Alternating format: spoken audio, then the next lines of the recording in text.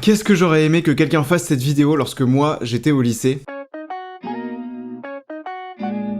Salut à tous, c'est Théo de Nouvelle Classe. Aujourd'hui, je vais vous donner 3 astuces pour prendre 4 points sur votre moyenne sans vous prendre la tête. Sur le Discord de Nouvelle Classe, je vous demande très souvent ce que vous voulez que je traite dans mes vidéos et vous avez été très nombreux à me demander des méthodes pour mieux bosser. Et en effet, il y a quelques semaines, j'ai fait un gros sondage auprès des inscrits sur novelleclasse.com et le résultat a été très clair. Vous qui me regardez, vous avez en moyenne 10, 10,5 de moyenne et votre objectif c'est d'atteindre 14 de moyenne, soit plus 4 points sur votre moyenne générale. C'est exactement pour ça que je fais cette vidéo. Avant de parler des 3 conseils pour faire exploser votre moyenne sans trop vous prendre la tête, je vous parle rapidement de Nouvelle Classe. Novelleclasse.com, c'est notre site de révision sur lequel tu vas trouver plein de choses. Des sujets de DST et d'examen corrigés en vidéo, une commu d'entraide sur Discord, mais également des centaines de fiches de révision à télécharger en 2 secondes. L'objectif avec Nouvelle Classe, c'est de t'aider à faire exploser ta moyenne pour avoir un excellent dossier Parcoursup et obtenir tous tes vœux d'orientation, et également pour t'aider à exploser les examens, le brevet, le bac et les DST tout au long de l'année. Si tu veux en savoir plus, tu peux cliquer sur les liens qui apparaissent un petit peu partout,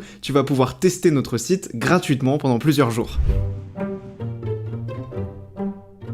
Dans les interros, les DST, les sujets d'examen, les questions de cours, purement de cours, représentent moins de 15% des questions qui te sont posées. On te demande de savoir, d'avoir les connaissances, mais surtout de savoir faire et d'appliquer ces connaissances à des exercices concrets. Ça peut être des petits problèmes, des calculs, enfin, tu vois de quoi je parle. La différence majeure entre un élève qui a autour de 10 de moyenne et un bon élève qui a 14 de moyenne, c'est que l'élève à 10, pour avoir 10, c'est qu'il connaît son cours, il a les connaissances, mais l'élève à 14, il sait appliquer ses connaissances aux exercices qui sont posés dans les sujets d'examen. Et une fois que tu sais ça, normalement, ça doit complètement changer ta manière de travailler. Tu as donc compris que pour passer de 10 à 14 de moyenne, lire et re-relire ton cours, c'est inefficace parce que les connaissances, tu les as déjà. Ton cours, tu le sais, maintenant, il faut l'appliquer sur des exercices concrets. Mais comment faire? En fait, c'est pas très compliqué. Par exemple, dans les livres de révision, tu as toujours une section les exercices fondamentaux. Attends, je vais te retrouver ça. Voilà, par exemple, dans ce livre de Nathan d'enseignement scientifique en première, pour chaque chapitre, tu vas avoir le cours, et juste après, ce que eux, ils appellent les méthodes, c'est-à-dire des exercices corrigés, on te donne l'intégralité du corrigé, avec l'explication de toute la méthode pour faire cet exercice. C'est d'ailleurs comme ça qu'on a construit tous les cours sur novelleclasse.com,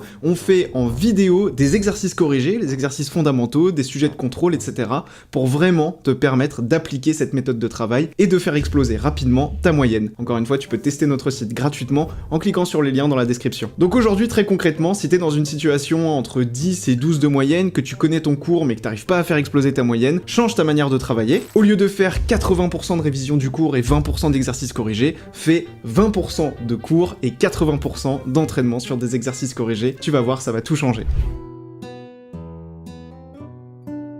Petit retour d'expérience personnelle. Quand j'étais en CPGE, en classe prépa physique-chimie, au début de la CPGE, ce que je faisais, c'est des énormes sessions de travail les week-ends. Par exemple, le dimanche après-midi, je pouvais travailler 5 heures d'affilée sur tous les sujets de la semaine à venir. Et puis ensuite, pendant la semaine, j'allais en cours, je faisais l'école, etc. C'était assez intense. Mais le soir, chez moi, je travaillais pas énormément. Et comme on l'avait vu dans une vidéo précédente, j'avais quelques petits soucis au niveau des notes. Et résultat, pour être totalement transparent avec vous, j'étais dans les derniers de ma classe. Et puis à la fin de ma première année de prépa, il y a un de mes professeurs qui est venu me voir et qui m'a dit: Théo, t'as du potentiel, mais arrête de faire des énormes sessions de travail et ensuite la semaine de pas faire grand chose chez toi. Fais vraiment des petites sessions de travail, mais sois beaucoup plus régulier. Tu vas voir, ça va tout changer. Alors du coup, ce que j'ai fait à partir de ma 2e année de prépa, c'est que j'ai fait des sessions de travail beaucoup plus courtes, à chaque fois 1 heure, 1 heure et demie, mais j'en faisais un petit peu tous les jours en fait, au lieu de faire des énormes sessions le week-end, et du coup je profitais du week-end pour me reposer, tout simplement. Et bien écoutez, en 2e année, je vous donne le résultat, j'étais 12e dans ma classe sur 40 élèves, c'est-à-dire que j'étais quasiment arrivé dans le premier quart des élèves de ma classe. Évidemment, la conclusion de ça, c'est que la régularité, c'est super important, et je peux vous partager mon expérience par rapport à ça, vraiment, soyez réguliers, des petites sessions de travail, mais un peu tous les jours. Et puis surtout, il faut pas vouloir tout faire parfaitement du premier coup. L'apprentissage, c'est un processus assez long, on peut pas tout maîtriser d'un coup, et ensuite, ça y est, on maîtrise et c'est terminé. De pas essayer de tout terminer d'un coup,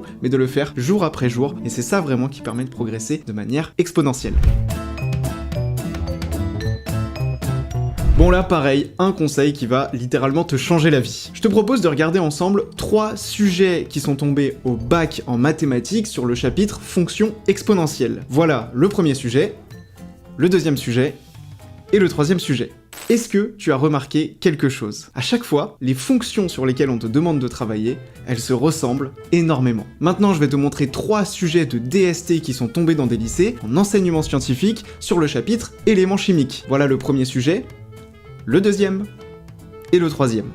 Eh bien tu peux voir qu'à chaque fois, on te donne une courbe de décroissance radioactive. Conclusion de cette petite étude qu'on a fait ensemble, il y a énormément de répétitions dans les sujets qui tombent aux interros, aux DST et dans les examens. Dès que tu maîtrises les exercices, on va dire de base, les fondamentaux, comme on l'a vu ensemble sur un chapitre, passe tout de suite sur des sujets d'anal. Il y en a plein dans la section fiches de révision sur Nouvelle Classe, j'en ai posté vraiment des dizaines, des sujets en enseignement scientifique, en maths, dans les spécialités, en physique-chimie. L'accès est gratuit et ça va te permettre de t'entraîner sur des sujets hyper concrets pour tout simplement faire exploser ta moyenne.